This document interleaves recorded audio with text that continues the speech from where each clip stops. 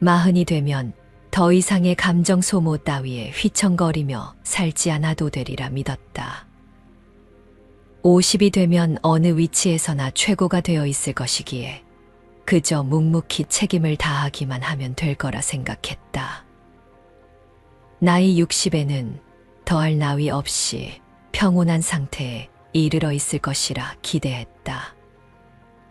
그러나 여전히 빛깔도 형체도 알 수 없는 색깔이 우리를 물들이고 갈수록 숨겨져 있던 욕망의 파도는 더욱 거센 물살을 일으키고 그 유혹에 우리는 더없이 무력하기만 하다. 꽃을 꺾는 일에만 팔려 마음의 끈질긴 집착을 가지고 욕망에 빠져 허덕이는 사람은 마침내 죽음의 악마에게 정복당한다. 꽃을 돈이라 생각해보자. 돈이 있어야 쾌락을 즐길 수 있기에 우리는 어떻게 해서든지 돈을 벌려고 한다. 또 노후를 생각하여 미리 축적해 놓고자 한다. 그래서 젊으나 늙으나 하루의 대부분을 돈 버는 일에 집중한다. 이것이 보통 사람들의 삶의 방식이다. 어느 큰 회사의 사장이 머리를 식히기 위해 바닷가에 머무는 동안 한 어부를 유심히 며칠간 지켜보았다. 그 어부는 다른 어부들에 비하여 짧은 시간에 더 많이, 더 큰 물고기를 잡고 있을 뿐 아니라 그 실력이 빼어났다. 사장은 그 어부에게 다가가 물었다. 선생님의 기술이 너무 좋아서 이렇게 계속하면 금방 부자가 될 수 있겠습니다. 그런데 왜 저녁이 되기 전까지만 일을 하고 주말에는 나오지도 않습니까? 그러자 어부는 나는 저녁에는 우리 가족들과 밥을 먹어야 하고 주말에는 사랑하는 친구들과 술잔을 기울이며 정을 쌓는다오 라고 대답했다.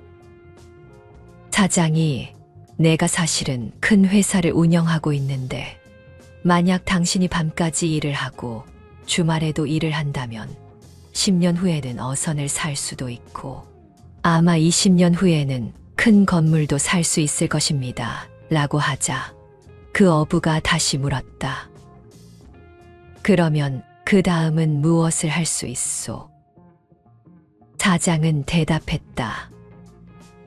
그 후에는 지금의 당신처럼 편안히 식구들과 밥도 같이 먹으며 친구들과 술잔도 기울일 수 있죠. 돈 버는 일에만 몰입하다 보면 돈 버는 일에 마음을 빼앗긴다. 일을 한 만큼 돈을 벌고 저축을 하고 재산을 불리는 재미에 시간이 잘 흘러갈지는 모른다. 그렇게 시간이 쌓이고 쌓여서 수십 년이 흐르고 더구나 나중에 아무것도 남은 것이 없다는 것을 알았을 때 그제서야 허무함을 느낀다. 아무 쓸모없는 존재가 되었다고 느낄 때가 되어서야 지나간 세월이 아깝다는 생각이 든다. 기대 수명이 늘고 이제는 죽고 싶어도 마음대로 죽지 못할 만큼 오래 산다고들 말한다. 그런데 인간의 수명은 정해져 있지 않다. 오래 살 수 있을 거라고 누가 장담할 수 있는가? 인간은 언제 죽을지 알 수 없다. 그러니 유혹을 뿌리치지 못하고 허송세월만 하고 있을 수는 없는 일이다. 세상에서 결국 죽어야만 하는 사람의 목숨은 정해져 있지 않아 알 수 없고 애처롭고 짧아 고통으로 엉켜 있다. 미혹한 자가 자기를 해치며 비탄해한다고 해서 무슨 이익이라도 생긴다면 현명한 자도 그렇게 할 것이다. 자신을 위해 행복을 구하는 자라면 자신에게 있는 비탄과 애착과 근심과 자기 번뇌의 화살을 뽑아버려야 한다. 조타니파타에 나오는 말이다. 부처님도 우리처럼 유혹에 시달린 적이 있었다. 불교에서는 수행을 방해하는 유혹과 욕망을 악마에 빗대 표현하는데 이를 마군이라고 부른다. 부처님이 깨달음을 얻기 위해 보리수 나무 아래 앉아 명상하고 있었다. 부처님이 깨달음을 얻기 바로 직전이 되자 마라의 궁전이 크게 흔들렸다. 부처님을 어떻게 해야 할지 1000명이 넘는 마라와 그의 아들들, 그의 권속들이 의견을 모았으나 좀처럼 결론이 나지 않아 마라의 세 딸이 직접 나서기로 했다. 마라의 세 딸은 보리수나무 아래에서 수행하고 있던 부처님 앞에 나타나 갖은 아양을 떨면서 유혹했다. 부처님은 유혹에 굴하지 않고 육체의 쾌락에는 고뇌가 따른다. 나는 정신적인 자유를 얻고자 한다며 마라의 딸들을 다 일렀다. 젊고 고운 외모를 지녔던 그들이 일순간에 노파의 모습으로 변했다. 마라는 딸들이 노인이 돼서 돌아오자 분노해 직접 군대를 이끌고 부처님을 공격했으나 마라의 병사들이 부처님을 향해 쏜 화살이 모두 꽃으로 변해 하늘이 꽃으로 뒤덮였다. 마라는 부처님 앞에 직접 모습을 드러내어 자신의 권력을 줄 테니 수행을 멈추라고 회유했다. 하지만 부처님은 나에게 있어 권력과 쾌락은 의미가 없다. 나는 공덕을 쌓았기에 부처가 될 것이다라며 끝끝내 마라의 제안을 거절했다.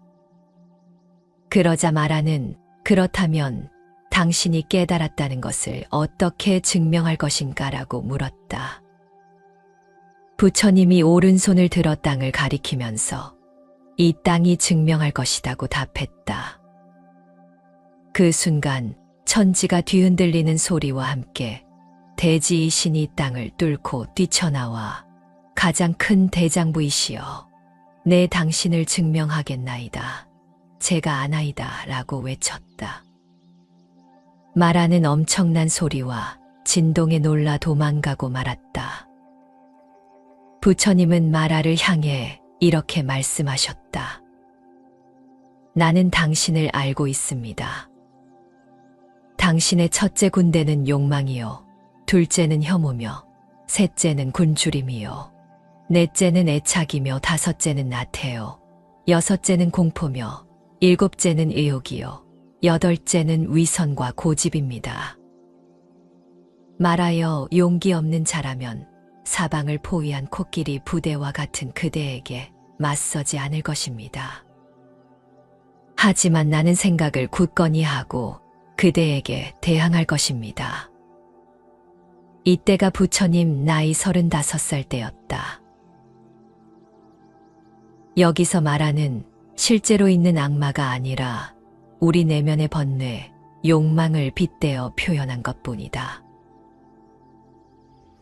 부처님은 84,000대장경에서 이렇게 말씀하신다.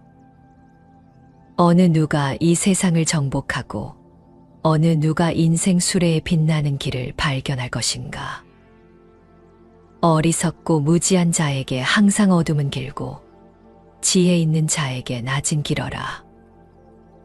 욕망과 무지와 어리석음의 독화살을 꺾어버려라. 그러면 그대는 빛나는 광명의 법의를 입게 되어 죽음의 저승사자도 그냥 지나치리라. 인생의 수레에 항상 지혜의 도구와 배움의 양식을 싣고 길을 떠나라. 튼튼한 수레가 길고 먼 길을 무사히 가듯이 우리는 많은 것을 보고 듣는다. 우리를 유혹하는 악마가 항상 곁에 있다. 이걸로는 부족하지. 왜 그만큼 밖에 못하냐고 하면서 더 해야만 하는 욕구를 불러일으킨다.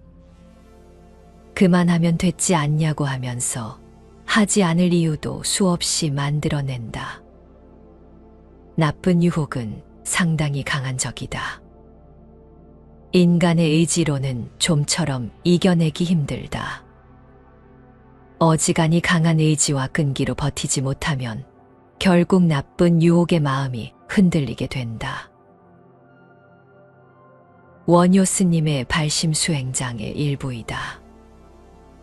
오늘만 하지만 오늘은 다 할 일 없으니 악업 짓는 날 허다하며 내일엔 하고 미루지만 내일도 다함 없으니 선업 짓는 날 적도다. 금년만 한다 해도 금년은 다함 없으니 번뇌엔 끝이 없고 내년부터라 하지만 내년은 언제나 내년이니 보리도에 나아가지 못하리로다. 시간은 흐르고 흘러 낮과 밤이 재빠르게 지나가고 하루하루 지나는 게 훌쩍 금음이 지나가고 달달이 바뀌어가는 게 호련히 한 해 지나 내년에 이르고 한 해 두 해 지내다 보니 잠깐 사이에 죽음 문턱에 이르네. 그때는 이미 부서진 수레라 가지 못하니 늙어서는 닦지 못하고 눕고 싶고 게을러질 뿐 애써 자리 틀고 앉아보았자 번뇌망상 어지러울 뿐이네. 몇 생을 닦지 아니했는데 밤낮으로 허송세월 보내며 허공 같은 이 몸이 얼마나 산다고 이 한 생을 닦지 않으리오. 몸은 반드시 죽어 마칠 날이 있으리니 다음 생엔 어찌하려는가. 바쁘고 급하지 않으랴. 급하고 바쁘지 않으랴. 누구나 나이가 들면 고정관념으로 자신을 한정하기 쉽다. 내 능력은 이 정도이구나. 내 인생은 이 정도밖에 안 되는구나. 이렇게 자신을 틀에 가두어 버린다. 이는 누구나 저지르기 쉬운 어리석은 사람들의 나이 들어가는 모습이다. 당신이 가진 한계는 스스로 만든 것이다. 감옥은 당신 자신이 만든 것, 삶은 당신에게 도전을 주었다. 하지만 그렇다고 해서 그 목적이 당신을 구속하기 위함은 아니었다. 당신에게 자유를 주고 성장하고 치유받을 수 있는 배움과 경험을 주기 위함이었다. 삶은 당신을 감옥에서 구하기 위해 노력했다. 자기 자신을 비난하지 말라. 사랑하는 마음으로 여행을 계속하고 지금 이 순간에 머물라. 경험하고 배우고 사랑하고 웃으라. 울고 싶다면 울어라. 어둠 속에서도 볼 수 있도록 손전등을 갖고 다니라. 하지만 무엇보다 자기 자신을 받아들이고 앞으로 나아가라. 여행을 계속하라. 자유롭게. 그리고 사랑하고 자주 웃으라.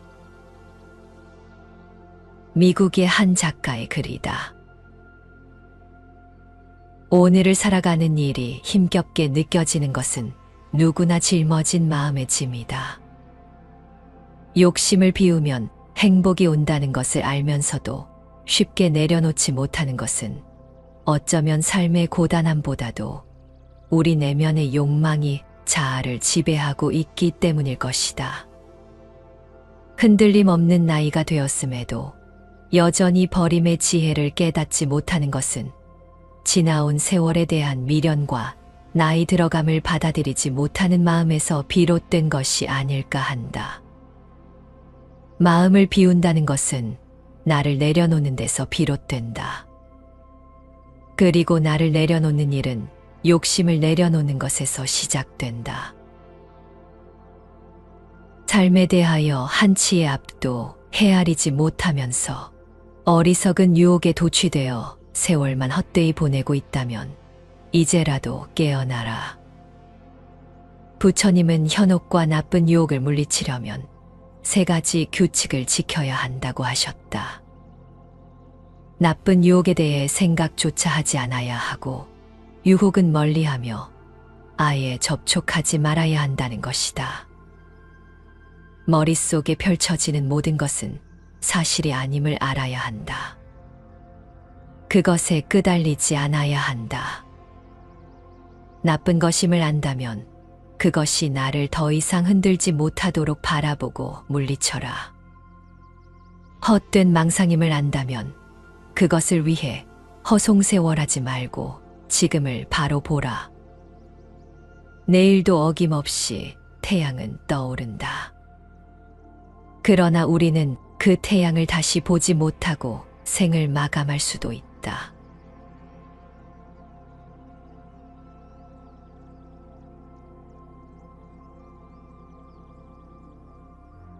마흔이 되면 더 이상의 감정 소모 따위에 휘청거리며 살지 않아도 되리라 믿었다.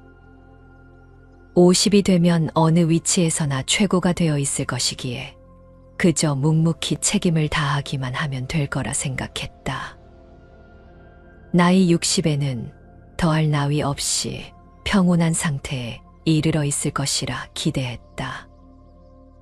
그러나 여전히 빛깔도 형체도 알 수 없는 색깔이 우리를 물들이고 갈수록 숨겨져 있던 욕망의 파도는 더욱 거센 물살을 일으키고 그 유혹에 우리는 더없이 무력하기만 하다.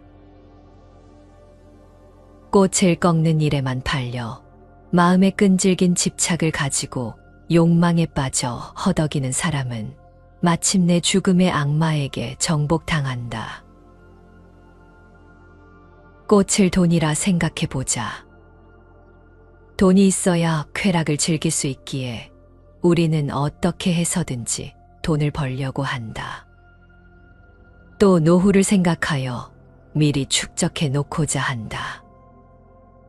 그래서 젊으나 늙으나 하루의 대부분을 돈 버는 일에 집중한다.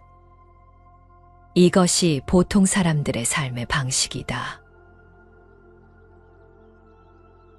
어느 큰 회사의 사장이 머리를 식히기 위해 바닷가에 머무는 동안 한 어부를 유심히 며칠간 지켜보았다.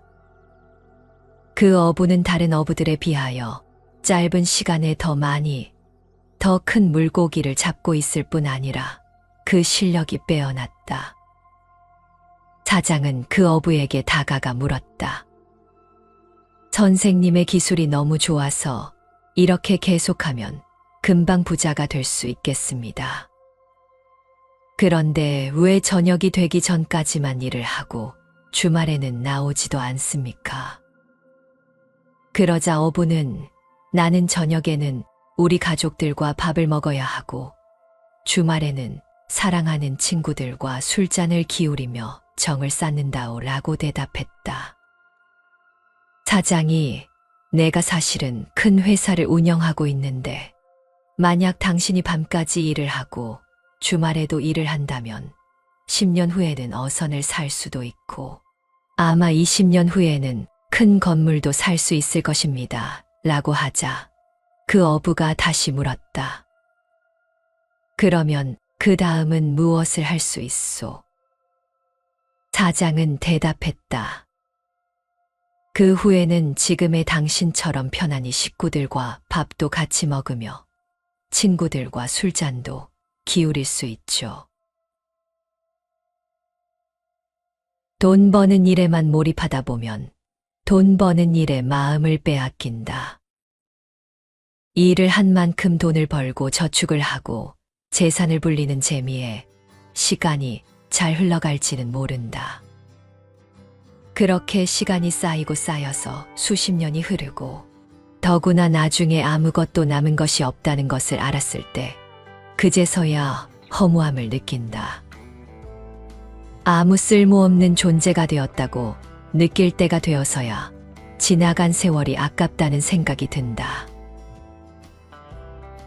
기대 수명이 늘고 이제는 죽고 싶어도 마음대로 죽지 못할 만큼 오래 산다고들 말한다. 그런데 인간의 수명은 정해져 있지 않다.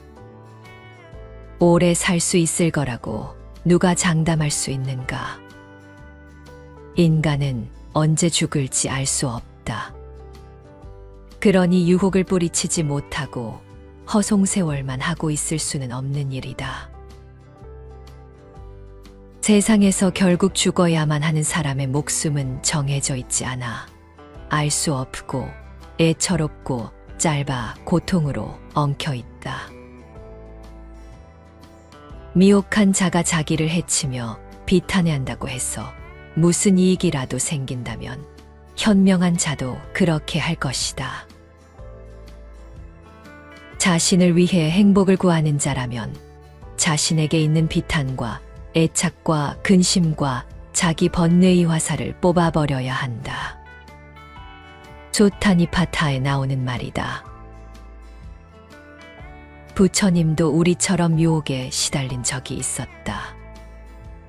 불교에서는 수행을 방해하는 유혹과 욕망을 악마의 빗대 표현하는데 이를 마군이라고 부른다. 부처님이 깨달음을 얻기 위해 보리수 나무 아래 앉아 명상하고 있었다. 부처님이 깨달음을 얻기 바로 직전이 되자 마라의 궁전이 크게 흔들렸다.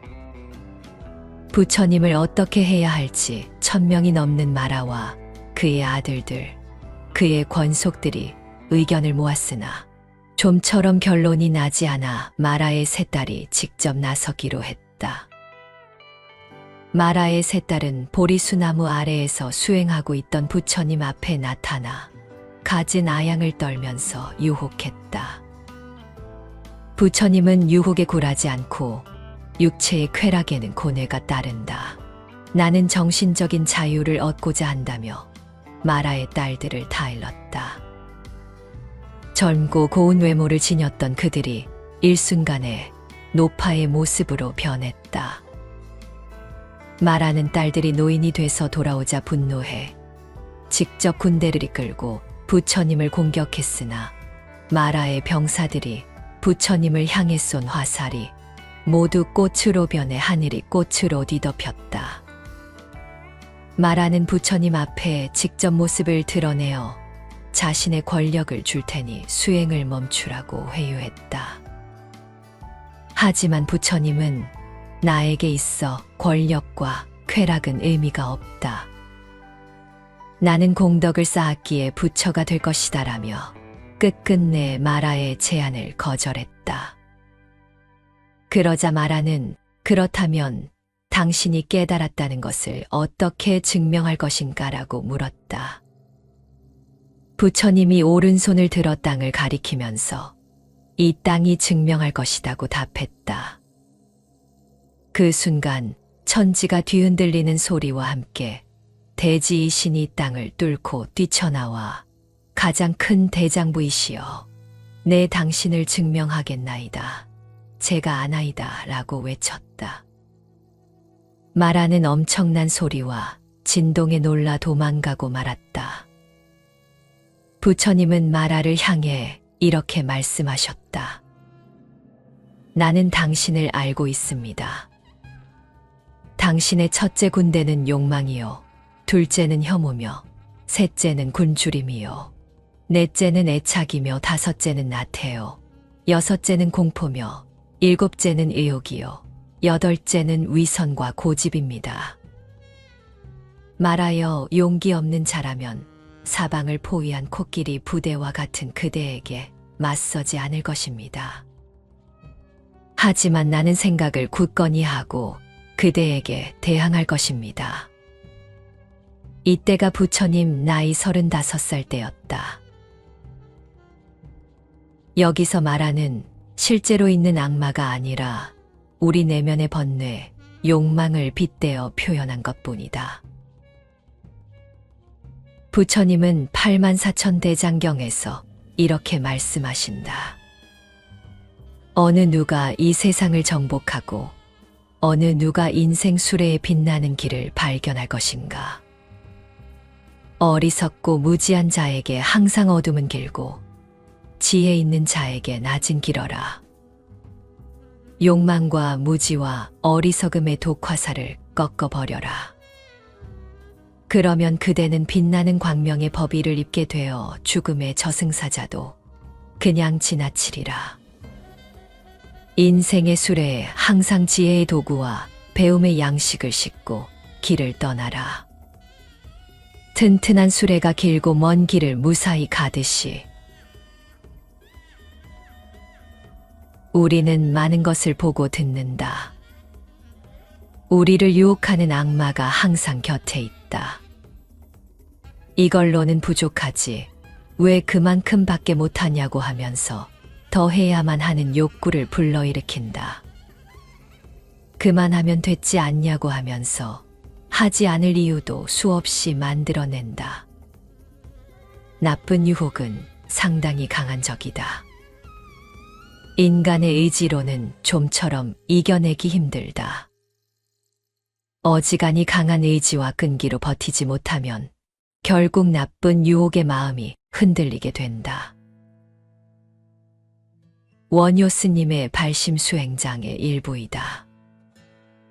오늘만 하지만 오늘은 다 할 일 없으니 악업짓는 날 허다하며 내일엔 하고 미루지만 내일도 다함 없으니 선업짓는 날 적도다.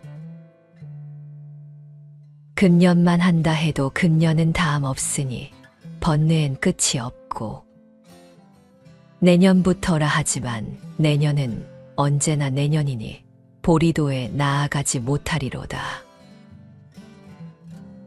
시간은 흐르고 흘러 낮과 밤이 재빠르게 지나가고 하루하루 지나는 게 훌쩍 흐름이 지나가고 달달이 바뀌어가는 게 호련히 한 해 지나 내년에 이르고 한 해 두 해 지내다 보니 잠깐 사이에 죽음 문턱에 이르네. 그때는 이미 부서진 수레라 가지 못하니 늙어서는 닦지 못하고 눕고 싶고 게을러질 뿐 애써 자리 틀고 앉아보았자 번뇌망상 어지러울 뿐이네.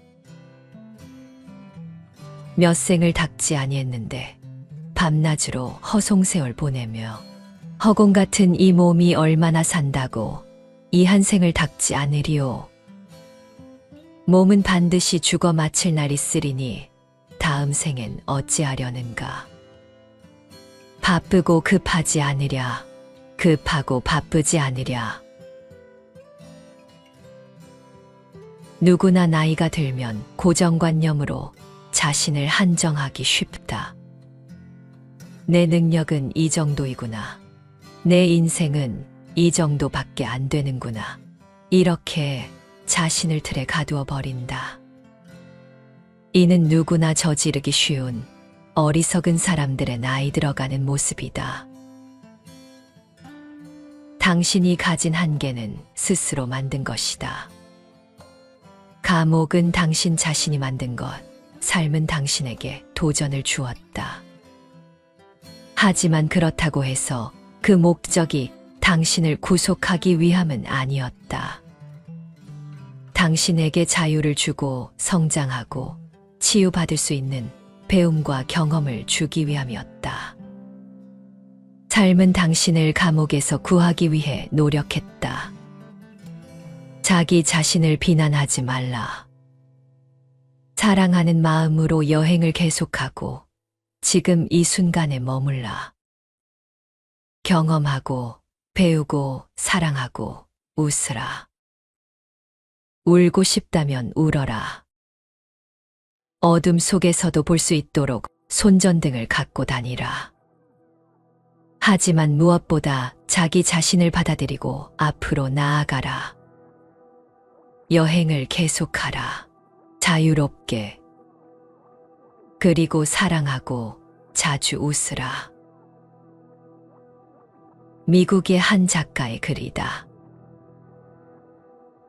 오늘을 살아가는 일이 힘겹게 느껴지는 것은 누구나 짊어진 마음의 짐이다. 욕심을 비우면 행복이 온다는 것을 알면서도 쉽게 내려놓지 못하는 것은 어쩌면 삶의 고단함보다도 우리 내면의 욕망이 자아를 지배하고 있기 때문일 것이다. 흔들림 없는 나이가 되었음에도 여전히 버림의 지혜를 깨닫지 못하는 것은 지나온 세월에 대한 미련과 나이 들어감을 받아들이지 못하는 마음에서 비롯된 것이 아닐까 한다. 마음을 비운다는 것은 나를 내려놓는 데서 비롯된다.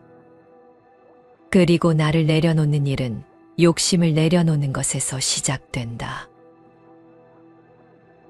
삶에 대하여 한치의 앞도 헤아리지 못하면서 어리석은 유혹에 도취되어 세월만 헛되이 보내고 있다면 이제라도 깨어나라. 부처님은 현혹과 나쁜 유혹을 물리치려면 3가지 규칙을 지켜야 한다고 하셨다. 나쁜 유혹에 대해 생각조차 하지 않아야 하고 유혹은 멀리하며 아예 접촉하지 말아야 한다는 것이다. 머릿속에 펼쳐지는 모든 것은 사실이 아님을 알아야 한다. 그것에 끄달리지 않아야 한다. 나쁜 것임을 안다면 그것이 나를 더 이상 흔들지 못하도록 바라보고 물리쳐라. 헛된 망상임을 안다면 그것을 위해 허송세월하지 말고 지금을 바로 보라. 내일도 어김없이 태양은 떠오른다. 그러나 우리는 그 태양을 다시 보지 못하고 생을 마감할 수도 있다.